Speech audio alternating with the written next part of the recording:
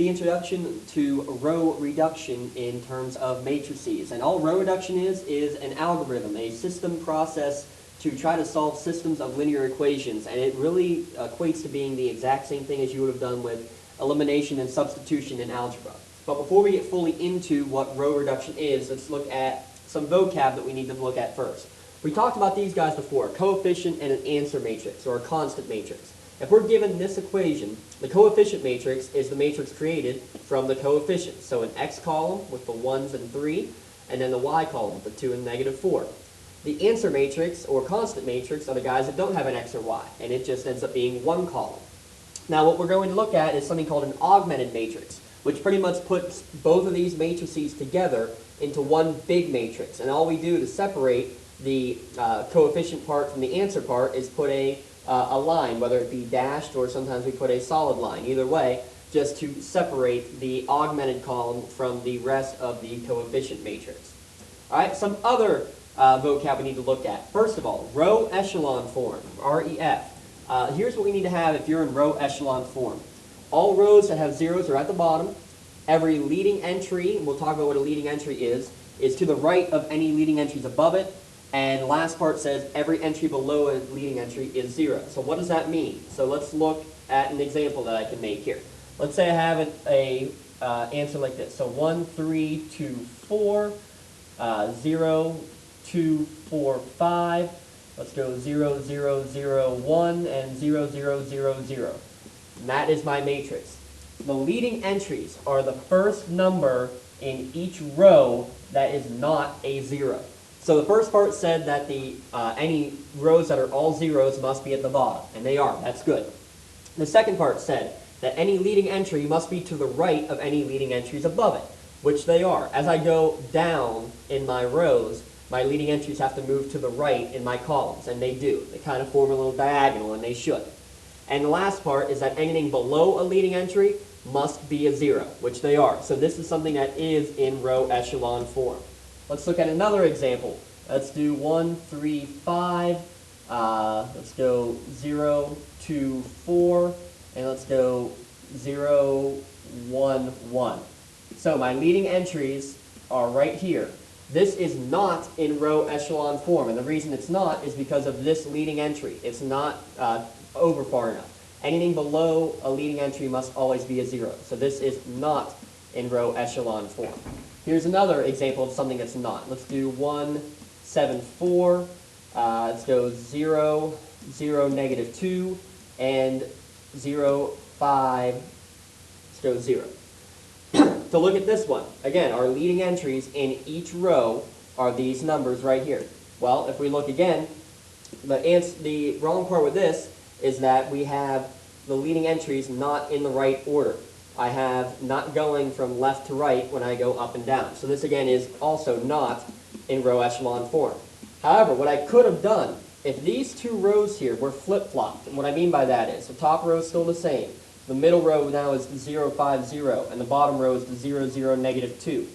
Now in this scenario, my leading entries are on this diagonal. Everything below each leading entry is a 0. This is good. This is something that is in row echelon form. So here's some just basic examples of what is and what is not row echelon form.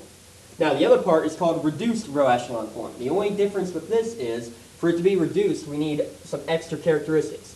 Everything has to be a 1, each leading entry I should say, and everything else in the same column that has a leading entry, each one of those pivot columns as we would call them, they must be 0 if it's not, or if it is in that pivot column. What I mean by that is, so let's give an example of reduced row echelon form. So here would be the most basic one that would be in reduced row echelon form. Here again, I look at my pivot positions. There they are, my leading entries. Everything else in each column that has a pivot position must be 0. So everything that is circled is a 1. Everything else in those columns must be a 0. So that's good. This is in reduced row echelon form. Let's give another example. Let's go 1, 0, 4, 2. Now let's make that a 0. 0, 1, 1, 0. Let's make this guy 0. Oh, I don't know. Let's go 0, 0, 0, and 2. No, I want that last guy, sorry, to be a 1 as well. Okay, looking at this guy, again, same thing. Let's look at our pivot positions. The first entry in each row, they're each 1, so that is good. They're moving from left to right as I go down, so that's good. Now, is everything else in each column that has a pivot position, that has a leading entry, is everything else a 0? Yes, they are. Everything's 0 in this column, and this column. I don't care about that column right there because it does not have a pivot position. It does not have a leading entry in it. So this is also in reduced row echelon form. Just so you can see the difference. What if I made that guy in the top right entry a 1 instead of a 0? Well, just so you can see again what we're looking at here. Here are the leading entries. They are 1s and they're going left to right. That's good. However, this column has all 0s otherwise, this column has all 0s otherwise, but this guy does not. This guy becomes the issue. So because of this, this is not in reduced row echelon form either. And again, same thing, I could have an extra row of 0s at the bottom here. That's fine as long as that extra row is at the bottom. So that's what reduced row echelon form and row echelon form are. And again, we talked pivot positions. That's just another way of saying essentially a leading entry. So these pivot positions are going to become very important for things we're going to do down the road when it comes to solving systems of equations. And what's going to end up happening is we're going to be given systems like this. So we would turn this into a matrix that looks something like this. 1, 2, negative 1, augmented with the column 1.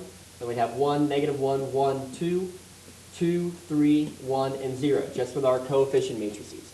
What we're going to learn are a bunch of row operations, and what's going to happen is you're going to get something that looks like this. We're going to eventually get it into a form that looks something like this.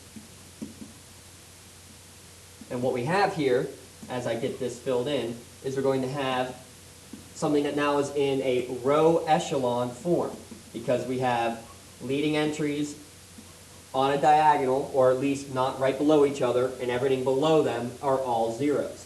And then what we'll be able to do from there are do more row operations and get something that looks like this. And then say it's augmented with 2, negative 1, negative 1. This would be in reduced row echelon form. And what's cool about these matrices is we could say different things. We said this was the same saying x plus 2y minus z equals 1. Well, I can say the same thing down here. This would be saying x plus 0y plus 0z equals 2, or x equals 2. And this guy means that y equals negative 1. And this guy here means z equals negative 1. What this does is it is going to give us a solution to our system of equations that we started with up here at the top. So we don't know the steps of how to do it yet, but what is important that we know what row echelon form is, because we need to get it into that form, and then what reduced row echelon form is, because we'll need to get it into that form as well. And when we do that, we'll be able to solve some pretty complex systems with a lot of ease.